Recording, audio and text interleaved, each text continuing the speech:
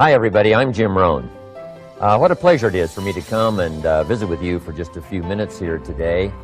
Tell you briefly a little bit about my story and share some ideas that might be beneficial.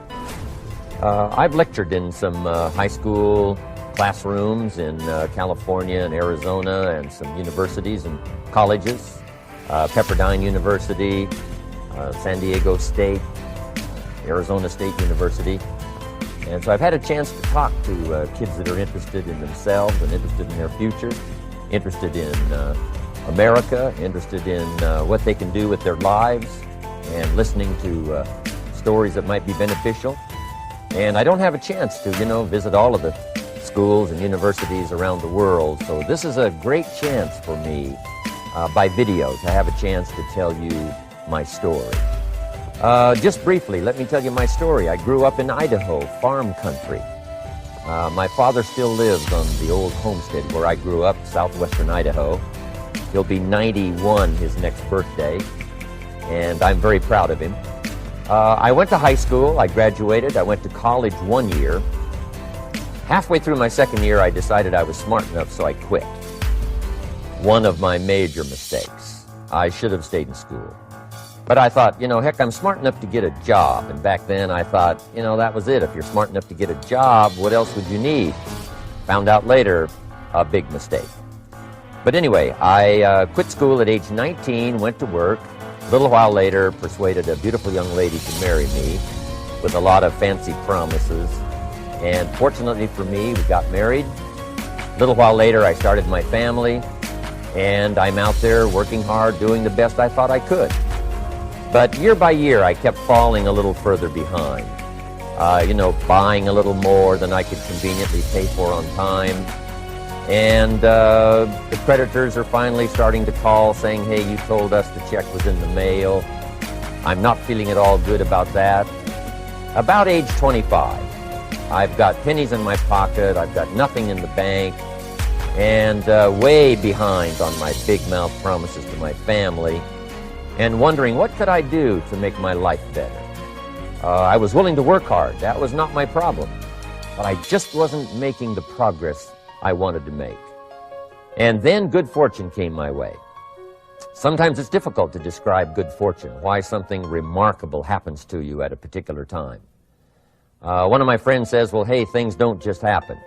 Things happen just.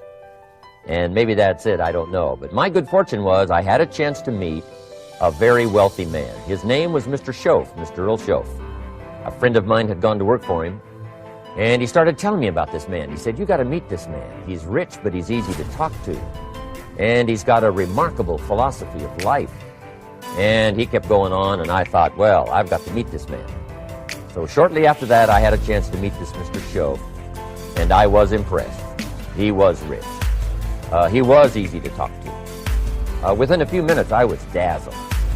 And I said to myself, I would give anything if I could be like that, rich and easy to talk to. What would it take? And then I thought, if I could just get around somebody like him, and if he would teach me and coach me, I would do it all.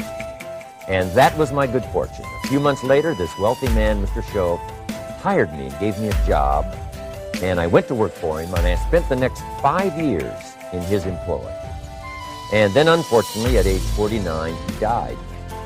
But I got to spend 5 years with this remarkable man, his last 5 years of his life, and the first 5 years of my new life. And my dream came true during that 5-year period. This man took the time to teach me and coach me. He taught me the books to read. He taught me the disciplines, and he taught me the skills. And he taught me the changes to make in my language and personality. And the things he shared with me during that 5 years changed my whole life. Changed my income, changed my bank account, changed my future. I've never been the same. By the time I was 31 years old, I was a millionaire. So he taught me economics as well. So how lucky can you get to meet the right person at the right time, who takes the time to share with you ideas that can change your life? A lot of rich people, right, don't take the time, but he did, and he also had the ability. Some people want to share their experiences, but they don't quite know how to say it. But he had it all, and he used language that I could understand, and those ideas greatly affected my life. I wish he was still alive today. If he was, I'd be calling him today one more time, thanking him for the time he spent with me sharing his life and his experiences that so dramatically affected my life. Then, how I really came to be invited to speak to you today. 30-plus years ago, I was living in Beverly Hills, California. And a friend of mine one day said, "Jim, you've got to come and tell your story to my service club." He belonged to the Rotary Club. And he said, "I know your story. Idaho farm boy makes it to Beverly Hills." But he said, "I know my club members would love to hear your story. Would you come and at our breakfast meeting and tell your story?" And I said, "Okay." So I arranged a little talk, went and shared my story that morning, and guess what? They liked it. And my phone rang. Another club called and said, "Would you come and tell us that story?" My phone rings. Another club calls, said, "We've heard about your story. We have a luncheon meeting. Would you come share your story?" First thing I know, I'm spending a little piece of my time giving these breakfast talks and luncheon talks. And then one day, a man who heard my talk about 3 times said, "Would you come and talk to my management and salespeople?" He said, "I've got this little company going, and he said, if you would spend some time talking with my management and salespeople, I'd be happy to pay you." And I thought, wow, wouldn't that be something? Tell my story and my experiences and get paid? He said, "I'd be happy to." Little did I know, that was the beginning of a whole new, brand new adventure for me in sharing my story in speeches and talks and seminars and lectures. And now this business become one of my most flourishing enterprises. It takes me around the world. I went to many countries just this year, had my largest audience early this year in Spain, 12,000 people, 10 different languages being translated at the same time, the whole audience with the earphones on. It's interesting when you lecture with multi-languages. You know, when you hit the punchline, you know, the Spanish laugh first, and then the French get it, and then finally the Italians get it, and last, the Germans finally get it. And then I say, hey, the Germans finally got it, I guess we can continue. You know, some languages take longer to translate than other languages. But what an exciting adventure for me. I was in Israel this year. I lectured in France, my first trip to Prague, Czechoslovakia, Lisbon, Portugal. Last year I was in London lecturing. Happened to be there the same night Pavarotti was singing in London. So, a big dilemma for the people in London. Shall we go see Jim Rohn, or shall we go listen to Pavarotti? Well, I must admit he had more people than I did, like 150,000 more. He did a free concert in Hyde Park, and they expected 250,000, but only 150,000 showed up because it rained. And they all got soaked from Prince Charles on down, but they sat in the rain and listened to Pavarotti. I would have been happy that evening, right, to cancel my seminar and go sit in the rain and listen to Pavarotti. Anyway, he and I have agreed now not to appear in the same city on the same day anymore. Not really, but how exciting for me to be able to travel all around the world and share my story. and then especially to have this chance today to come and visit with you. And when I get a chance to speak at a high school class or a university class, I'm always excited about it. I'm limited in time, so I wanted to use this way to come and share my story with you and some ideas that might be helpful in your career for the future, in your now busy life as a student, and then wherever you find yourself in the years to come. Some of the things I'm going to share with you, I want you to remember for a long, long time, because the ideas I want to translate for you drastically affected my life. And if I can share now and affect your life, and you write me a letter or tell me in person someday, Mr. Rohn, I listened to your video and I watched it carefully, and sure enough, some of the ideas that you shared greatly affected me, and here's what's happened to my bank account, here's what happened to me in school, here's what's happening to my future. That'll give me great, great satisfaction. So the man who shared with me ideas that changed my life, I want to share with you 3 of those basic subjects.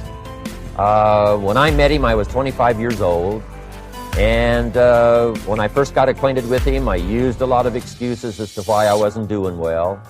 And he said, well, tell me a little bit about your story. And I told him, I was behind on my bills, had pennies in my pocket and nothing in the bank, that I was embarrassed about being behind on my big mouth promises to my family. And then he gave me one little simple phrase that really forever changed my life. And here's what he said: Mr. Rohn, if you want the future to change for you, you've got to change. And he said, if you don't change, the next 6 years of your life is going to be just like the last 6.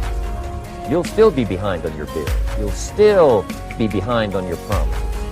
But then he gave it to me in the form of a promise. When I was 25 years old, I've remembered it all these years, and I've shared this promise now with probably over 3 million people in the last 30 plus years. And it's going to be valid for you, so listen carefully to this promise. My teacher said to me, young man, if you will change, everything will change for you. If you will get better, everything will get better for you. What a clear message that was for me.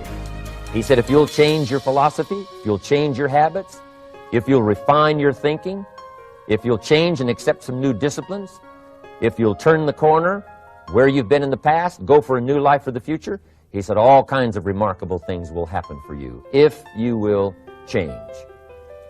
Before I met Mr. Shope, I used to cross my fingers and say, I sure hope things will change.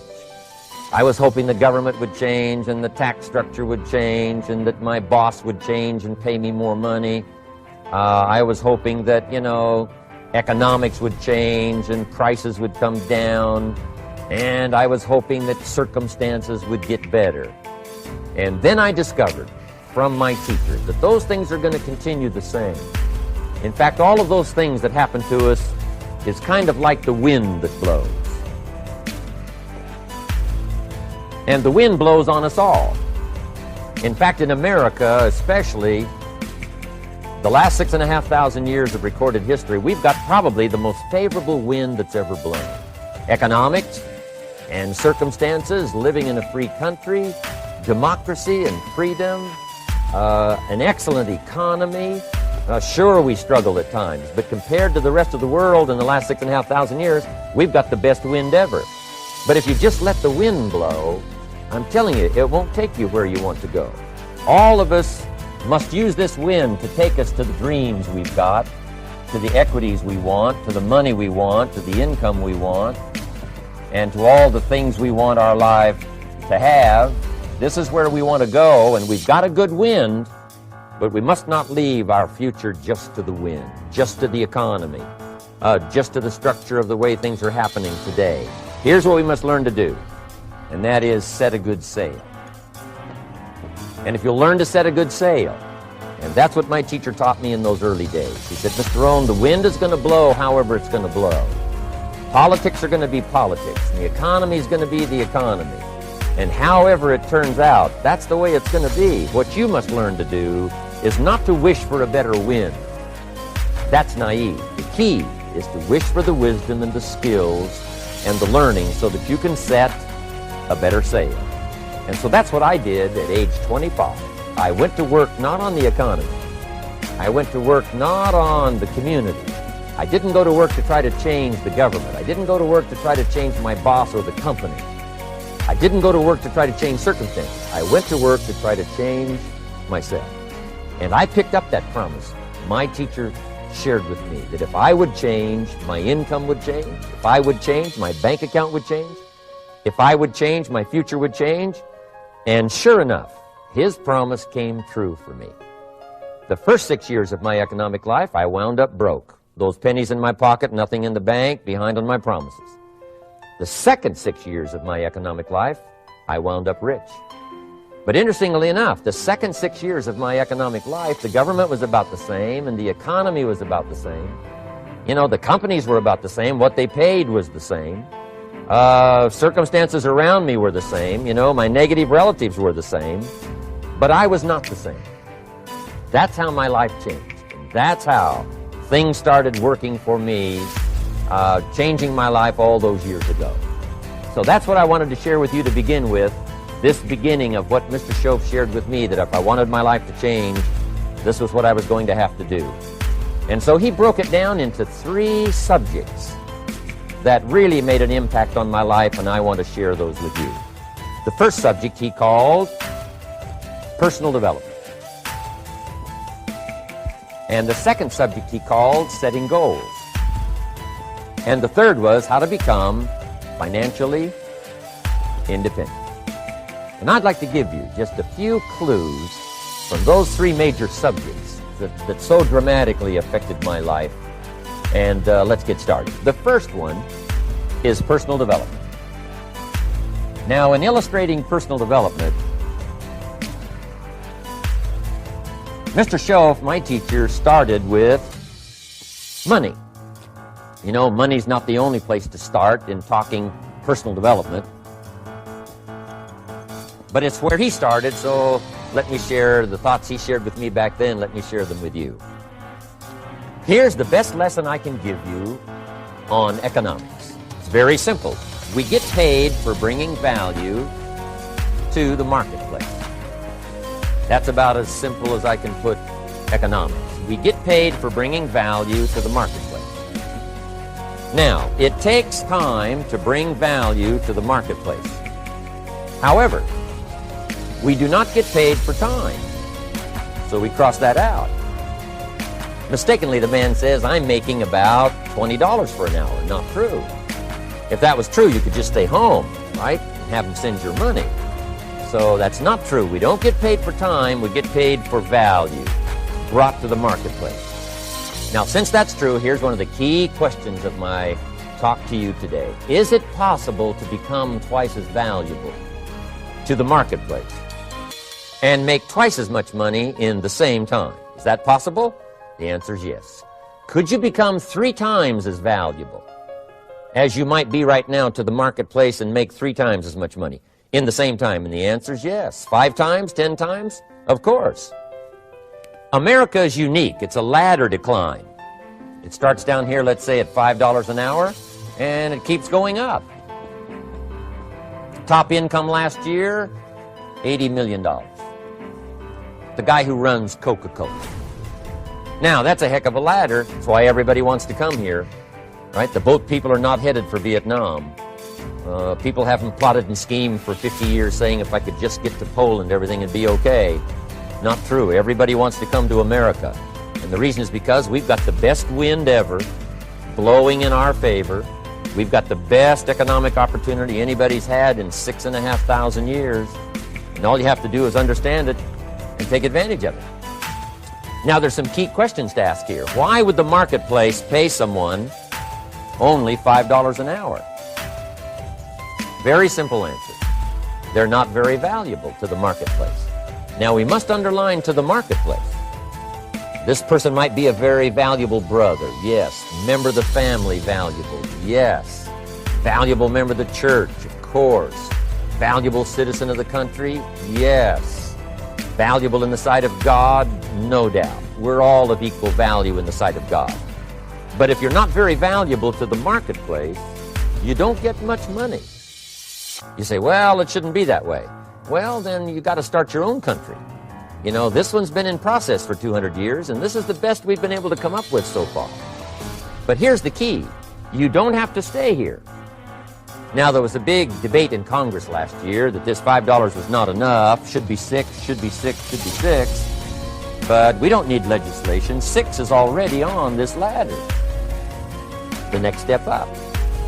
You know, if you work for McDonald's, they'll pay you $5 an hour to take out the trash. If you whistle while you take out the trash, they'll pay you $6 an hour. So we don't need that legislation. You just need to take lessons on how to whistle. Have a good attitude. Now, as you begin to climb this ladder, why would the marketplace pay some people $50 an hour? Answer, evidently, they must be more valuable to the marketplace. 10 times more valuable. And is that possible for someone to be 10 times more valuable and earn $50 an hour instead of 5? And the answer is yes. That's what America is all about. Now, why would the marketplace pay some people $500 an hour? Evidently, this person must be much more valuable to the marketplace. That's what's important to understand, to the marketplace. And would the marketplace pay one person $80 million for 1 year's work? And the answer is, of course. If you helped a company make $1 billion, would they pay you $80 million? I'm telling you, it is possible. And that's why America is so exciting. That's why this financial ladder is so exciting.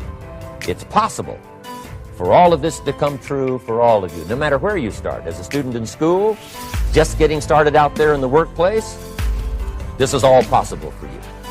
Now, Mr. Schoaf gave me the clue on how to climb this ladder as high as I wanted to climb. Now, we're talking primarily economics here. There's a lot of other ways to become valuable to your family, valuable to your friends, valuable to the community, valuable to the team, right? Valuable to the team effort, valuable to the concert. But here's what he said to me. In climbing this ladder economically, all you have to do is work harder on yourself than you do on your job. Once I heard that, it made sense to me. I kept hoping that everything else would change around me, found out that if I went to work on myself, worked on my skills, worked on my language, if I became better than I was each year, if I grew in skills and language and vocabulary and competence, then I would become attractive to the marketplace.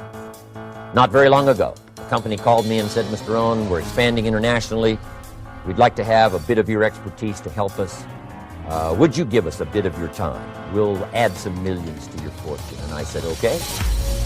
And I thought later, isn't that interesting? They would call me. Then my second thought was, of course they'd call me. Who else would they call? I can get the job done. Now, what a contrast for me, farm boy from Idaho, raised in obscurity, parents of modest means, broke when I was 25. How come I would get a telephone call and someone offer me a lot of money to help them in expanding around the world? Simple answer, evidently. Something happened to me between age 25 and where I am today. And I can tell you where it all started. From my teacher, Mr. Schoaf, who said to me, you don't have to change what's going on out there. That's the wind that's blowing. All we have to do is change what's going on in here. And now there's several ways to do that on personal development. And let me give you those ways. Here's the first one. We must learn from personal experience. Pretty simple. Learn from what happens to you. Take a look back over the last few months. Did you make some mistakes? How could you correct those for the future? Take a look back over the last year. Have you done it right or done it wrong? Let's correct it for the next year. Learn from your personal experience. Mr. Schoaf asked me when I first met him, he said, Mr. Rohn, how are you doing? You've been out there now 6 years. And I said, I'm not doing very well. He said, I suggest you not do that anymore. What a simple, swift analysis to my situation. He said, if you keep doing it, the next 6 years will be like the last 6. You don't want that to happen. Let's make the changes. So learn from your personal experience. Now here's number 2, why I came to share this video experience with you today. And that, I call it OPE, other people's experiences. That's me, other people. That's your teacher, other people. That's your friends and colleagues, other people. The people you meet, that can pass along to you their experiences, what's happened to them, the mistakes they made, how they corrected them, how they changed their health and changed their bank account and changed their income and changed their future. That's it. Other people. Now, there's two kinds of people to learn from. One is failures. It's too bad failures don't give seminars, right? That would be valuable. Bring your notebook. Have them tell you how they lost it all and threw it all away, threw their health away and threw their friendships away and things didn't work out well. That would be valuable. But now then we must also learn from positive, people that have done well. They've got the health, and so we ask them, how did you become so healthy? They've got the skills, so we ask them, how did you become this skillful? They've got the income, so we ask them, how did you get here in such a short period of time? So now here's what's important in personal development. In learning from other people, we learn, number one, by observation. We learn what we see. We watch people that are successful in what they do. In sports, we watch their discipline. In business, we watch their discipline. By observation, what we can see. The reason I created this video is something that you could see someone's experiences translated for you. Second, we learn by what we hear. I've got some of my lectures on cassette tapes, so you can take them with you wherever you go and learn by listening. Turn your car into a mobile classroom and listen. And then listen to the sermon on Sunday morning. Listen to the lectures. Listen to the teacher. Listen to someone who's got something good to say. And then number three is vitally important on personal development, and that is read all the books. All the books you can possibly read in your lifetime. Mr. Schoaf got me started on my library. I've got one of the better libraries. Haven't read everything in it, but I feel smarter just walking in it. My library. At least I was smart enough to buy it. Now I got to be smart enough to read it. Then, of course, I got to be smart enough to decide what's valuable and then do it. But this one is very important. Become a good reader. Some books that helped change my life. Mr. Schoaf recommended, of course, the Bible. And my parents made sure I was a pretty good scholar by the time I was 18. That's been so beneficial for me, drawing from those illustrations, reading about those stories, people who made it and people who didn't make it, and what the difference was.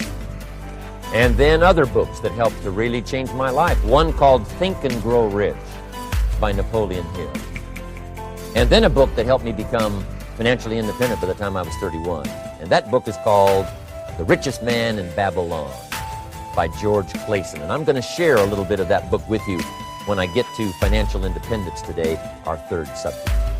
But I started reading the books, attending the classes, making sure that I got in front of people that had something good to say. And then I started keeping a journal. One of the major things my teacher taught me was to keep a journal. He said, don't trust your memory. If you hear something good, just make a little note and write it down. Now, at first I took, notes on pieces of paper and torn off corners and backs of old envelopes. And it didn't serve me well, thrown in a drawer. Then I learned to keep a journal, a bound copy of all my notes.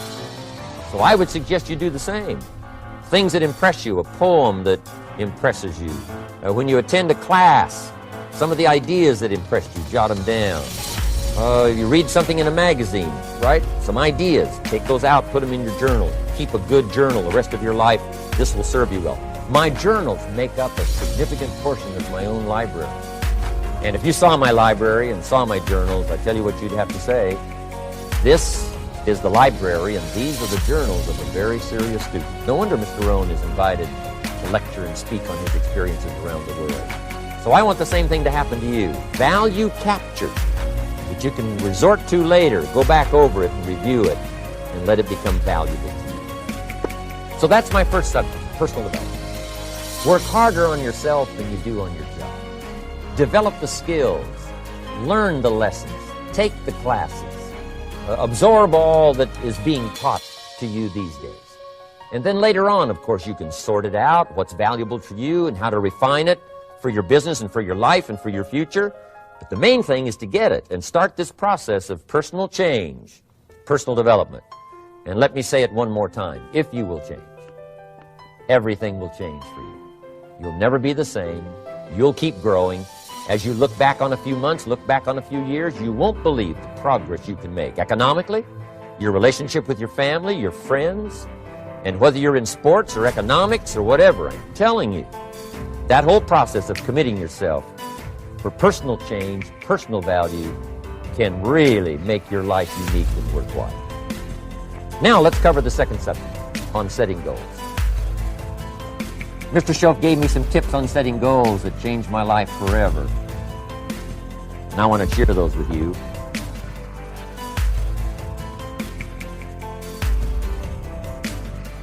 So let's talk about setting goals, and I also want to tie it to personal development, and you'll see how I'm going to do it as I progress here. Setting goals. We need to take a look into the future. There are 4 things to consider in terms of attitude. One is how you feel about the past. Best advice I can give you on that is treat the past as a school. Let it teach you the mistakes you've made, the things that went wrong, the things that didn't work. Don't use the past as a burden to carry, and don't use the past as a club to beat yourself to death. Past losses, past failures, past mistakes. But let the past be a school. Tough school maybe. We've all been through some tough stuff. So if you feel good about the past, draw from it for experience and let it teach you. Then next is how you feel about the future. We've got to have the future well designed. The future is called the promise. And here's what we teach in our leadership series. The promise of the future can be an awesome force for your own future. The promise of the future, designing the future. There's 2 ways to face the future. One is with apprehension, and the other is with anticipation. I promise you, in my travels around the world, most people face the future with apprehension. And here's why. They don't have it well designed. They've sort of left that up to someone else to fix. But here's the best way to face the future, with anticipation. And you can face the future with anticipation if the future is clear, if the future is well designed. And I would like to have you consider some thoughts with me that help me to really change my future by giving it some thought and some consideration. And here it is. In setting goals, it's very simple. Number 1, decide what you want. You just take a little time. You sit down and say, what do I want? What kind of skills do I want? What kind of income do I want for the future? What would I like? Where would I like to go? Places I'd like to visit. Habits I'd like to acquire. Skills I'd like to have. You just take a little time to think about what you want. Economics, friendships, people you'd like to meet, places you'd like to go. You just take some time. And then I suggest, when you've thought about what you want for the future, make a list. Just jot it all down. It's really a very simple process. And then here's number 3. Keep all the old lists. I'm telling you, this served me so well, keeping my old list of goals. I look back now 10, 20 years ago at goals I set, lists I made, and I smile now because here's what I thought was so important, 20 years ago. Now some of those things aren't even on my list. I've got a new list. I've grown, I've changed, I've matured. But I give you that advice. Decide what you want. Number 2, write it down. Number 3, keep the old lists. And then here's number 4. When you get something that's on one of these lists, check it off. Part of the fun of having a list is checking it off. And then if you can add some drama to checking it off, see, that's what really helps. I set a goal to go to Spain many, many years ago. And when I finally made my first trip to Spain, I had that journal with me that had that list in it. And while I had my journal on my lap, waiting for the wheels to touch down in Madrid, I waited until the wheels touched the runway, and I checked it off. Just adding a little drama. So, part of the fun of having a list is checking it off. Now, here's what's important about the list and designing your future. If the future gets clear, the price gets easy. Because you got to remember, for every promise, there's a price to pay. Everybody's got to pay the price. Everybody's got to do the deal. Everybody's got to do the discipline. Everybody has to pay. But here's what I've discovered. If the promise is clear and powerful, the price is easy to pay. The price is some classes. The price is a few books. The price is a few disciplines. The price is finding something that'll make your life better, make you grow, make you change, make you develop. So the first part of the key is to design the promise. Then, what is the price to pay? I'm telling you, the price will be easy. Anybody in my audience can pay, no matter where you are, where you come from. Color doesn't matter, religion doesn't matter, where you grew up doesn't matter, circumstances don't matter. I'm telling you, if you'll make the promise of the future clear for yourself, the things you want, the places you want to go, the things you want to have, the person you want to become, the skills you want, the homes you want, the future you want, the friends you want, all of the values of life that you could possibly want. If you'll make that clear, make those lists, and be serious about it, I promise you it's an easy price to pay. Anybody can pay it. And the best advice I can give you is, if I can do it, you can do it. Farm boy from Idaho, raised in obscurity, I changed my life, turned it upside down, turned it all around, found economics, found future, found promise, and if I can do it, you can do it. So, start setting your goals and see if you can't get a better excitement going for the things you want to accomplish for the future.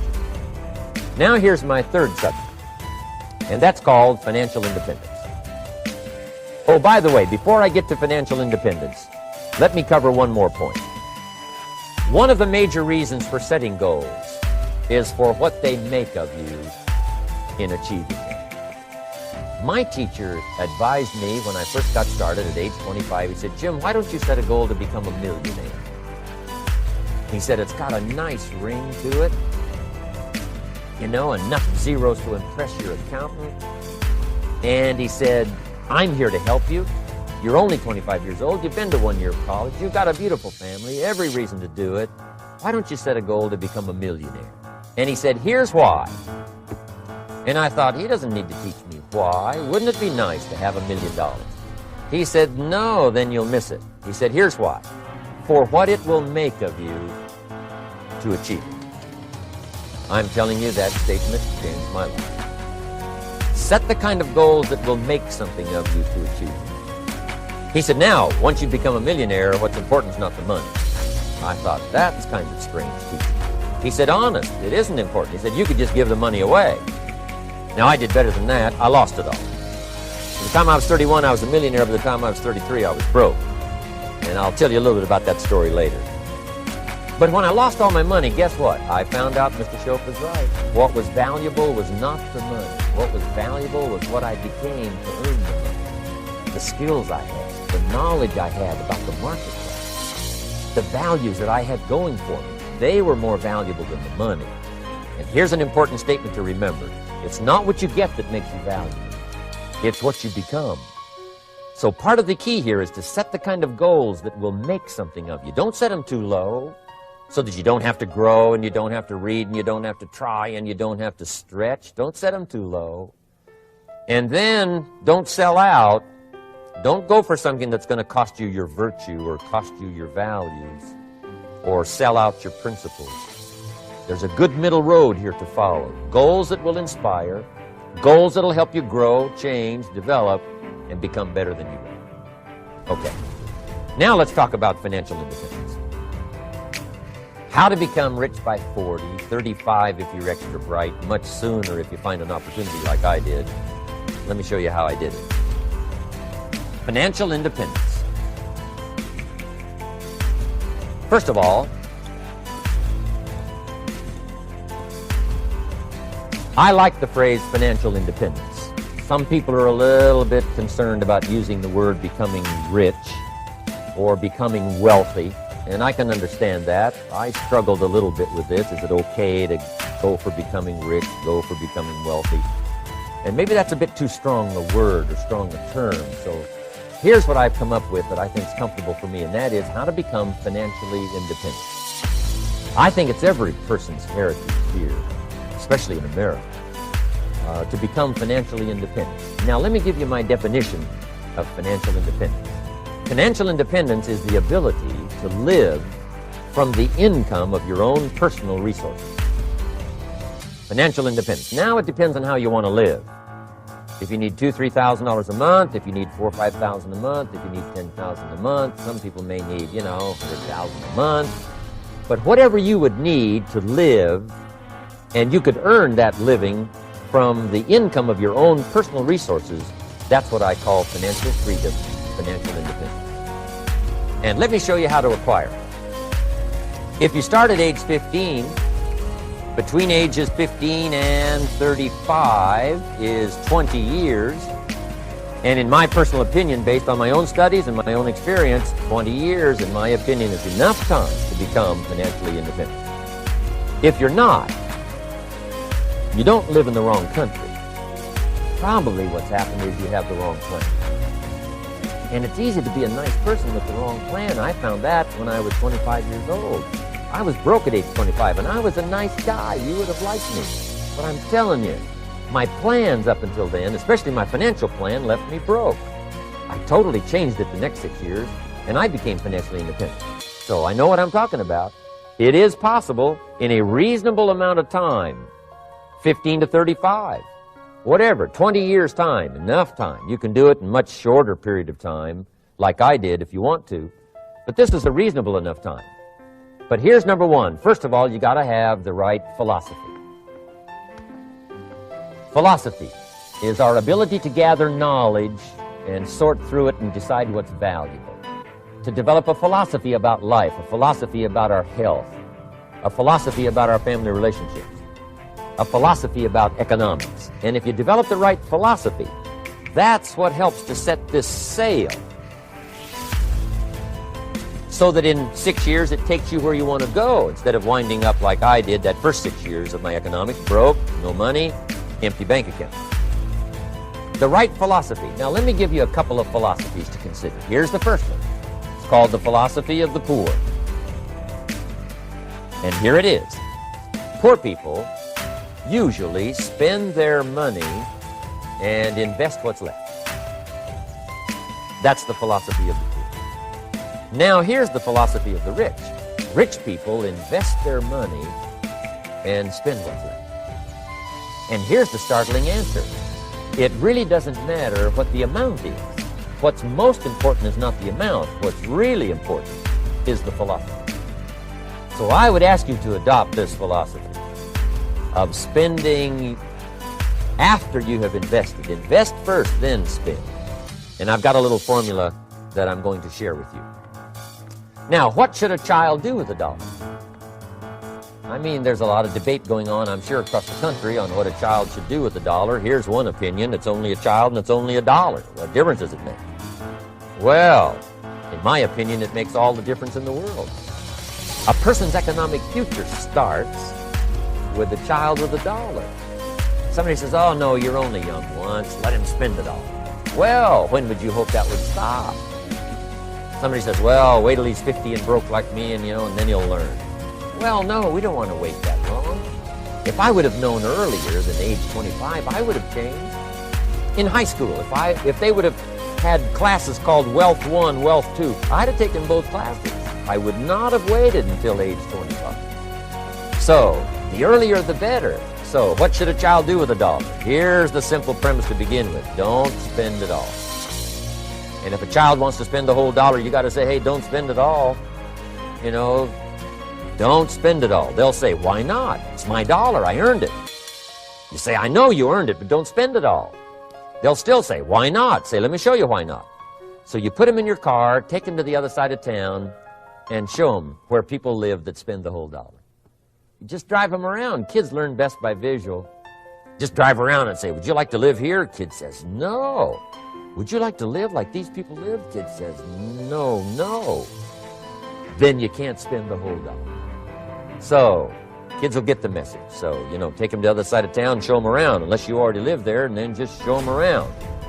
Anyway, don't spend the whole dollar. Now, let me give you my best view of what to do with the dollar. And I promise you, if you started at age 15, now if you're over 15, right, you still got plenty of time. Still got 20 years. If you're 30, you still got 20 years. You still got plenty of time to start what I'm about to share with you. What to do with a dollar. Here's my first bit of advice. Never spend more than 70 cents. Never spend more than 70 cents. Now, you got to pick some number, and the number you pick is going to be determined by your philosophy. going to be determined by what you've been taught or your experience teaching yourself. When I first met my teacher, Mr. Shove, I was at about 110% of each dollar. You know, I'm down at Budget Finance, hawking my furniture and my car one more time. And then I learned a whole better formula for financial independence. Number one, don't spend more than 70 cents.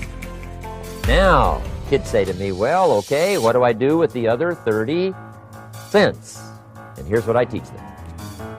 10 cents for charity. Charity or church, or helping people that can't help themselves. 10 cents to support worthy projects. Projects that you feel good about. 10 cents out of every dollar. It's called being generous with part of what you've taken out of society. Now, in my opinion, nothing teaches us character better than generosity. No class, no teacher, no book.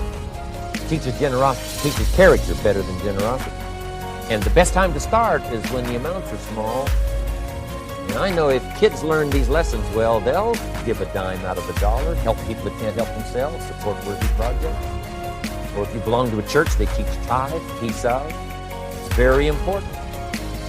Now, because when the amounts get larger, sometimes it's a little more difficult. You know, giving 100,000 out of $1 million, someone says, oh, if I had $1 million, I'd give 100,000. I'm not sure. That's a lot of money. So the time to start is when the amounts are small. 10 cents out of a dollar. Okay, next 10 cents I call active capital. Active capital means do something to make a profit. Active capital.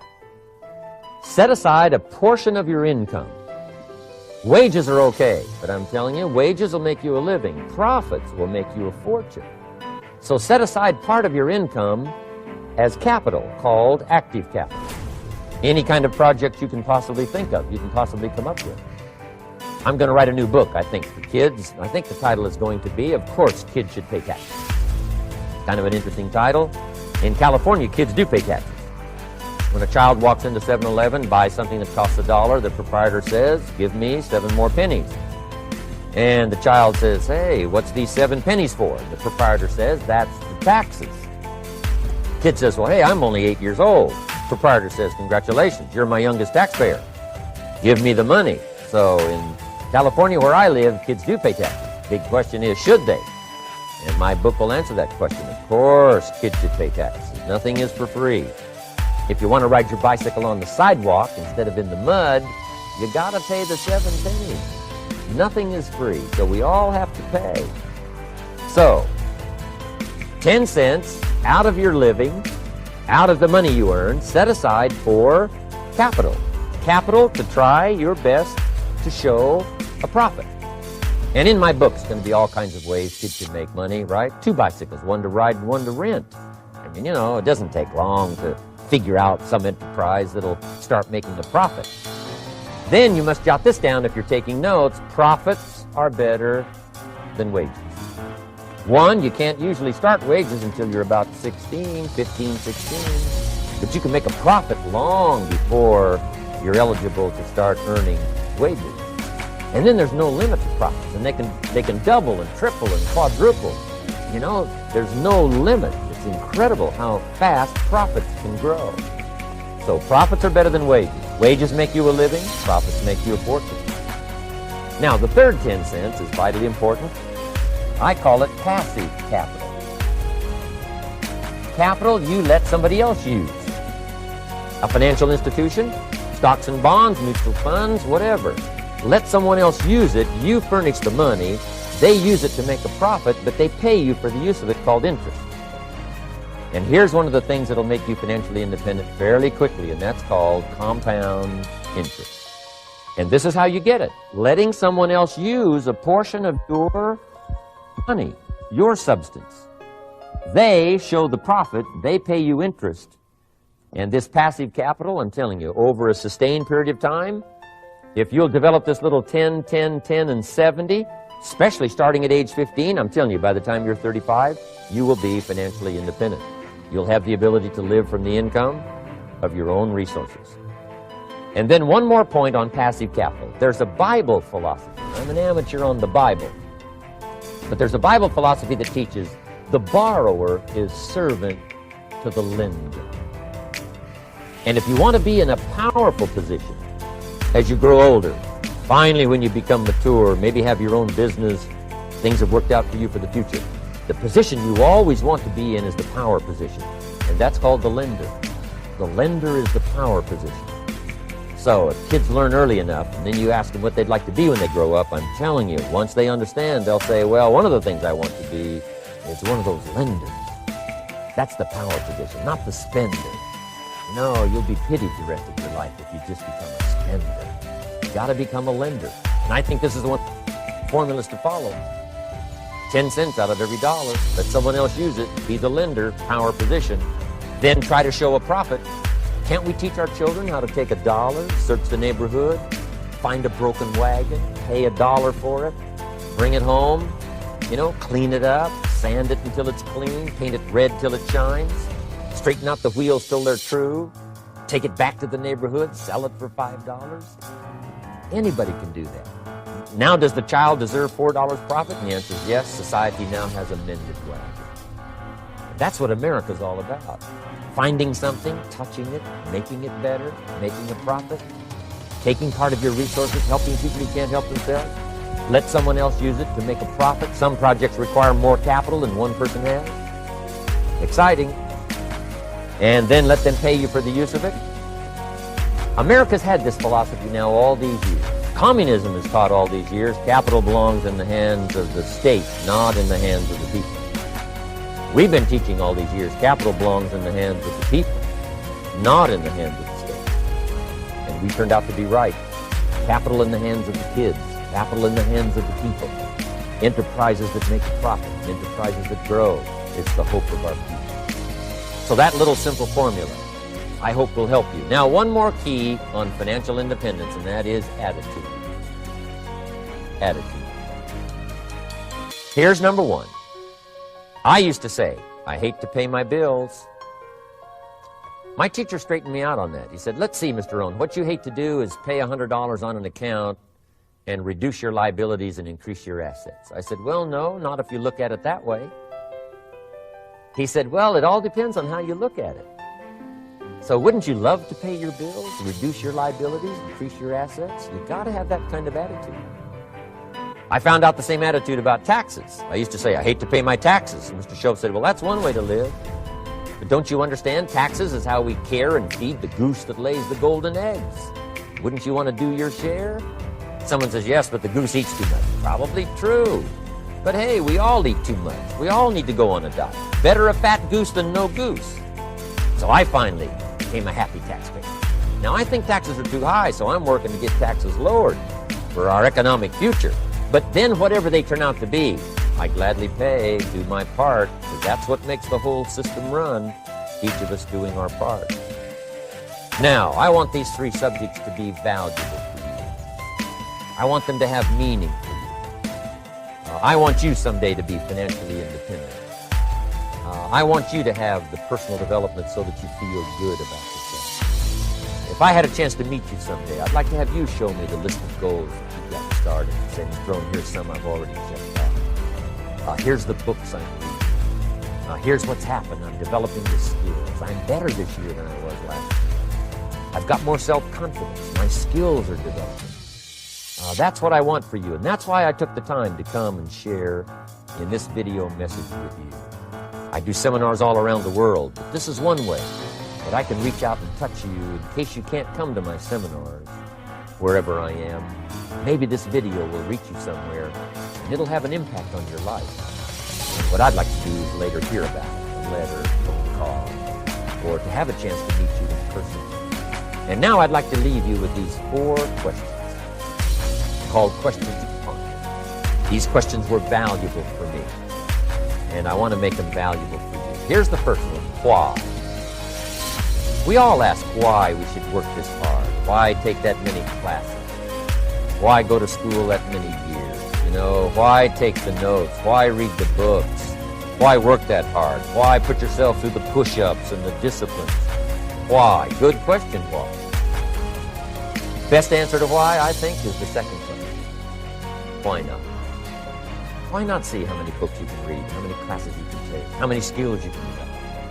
Why not see how valuable you can become to the marketplace and to your friends and to your family? Why not see what you can make of yourself? Why not see how far you can go, how much you can see, how much you can earn, how much you can share? Why not? That's the heritage all of us have, in America especially, is to see what we can make out of our lives now that we've been given this extraordinary opportunity. Now, my third question I'd love to ask you in person. But since I can't do it in person, I want to ask it of all of you. But I want you to take it personally. And my third question is, why not you? Why not you?